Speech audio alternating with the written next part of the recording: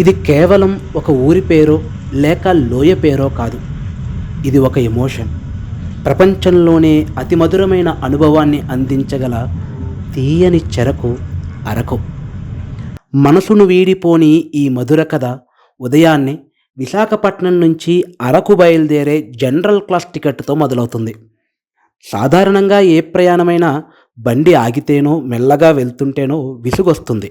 కానీ ఈ ప్రయాణం దానికి విరుద్ధం, విభిన్నం.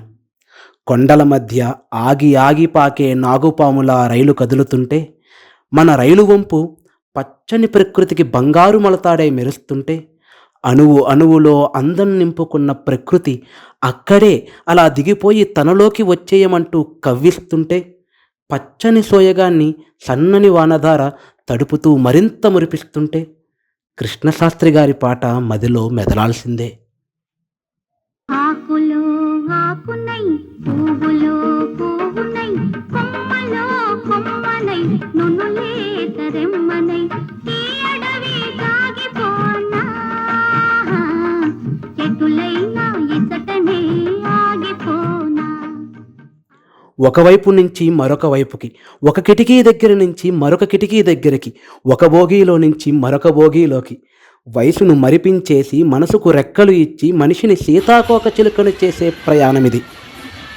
పిల్లల కళ్ళల్లో ప్రతిబింబిస్తూ, వారి హుషారు కేకల్ని ప్రతిధ్వనిస్తూ, కనుపాపను చేరే కిరణానికి కంటిరెప్ప కామాల రెండు వెలుగుల మధ్య కొండ కలుగులలో నుంచి ట్రైను కదులుతున్నప్పుడు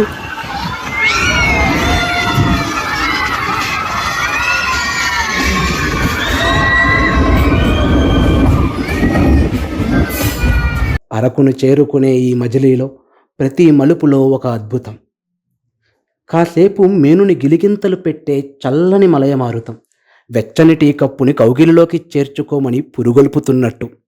అంతలో అల్లంత ఎత్తు నుంచి కిందకు దూకే తెల్లని జలపాతం, తేయాకు తోటలకు తోడై వస్తానని పాలసముద్రం ఉప్పొంగుతున్నట్టు. అలా దూరంగా కొండ చుట్టూ చేరి దాగుడు మూతలు ఆడే మేఘాలు సైతం కాఫీ కప్పులపై చేరే పొగలను గుర్తు చేస్తుంటే, ఓ కప్పు కాఫీ కోసమైనా అరకు వెళ్ళి తీరాల్సిందే.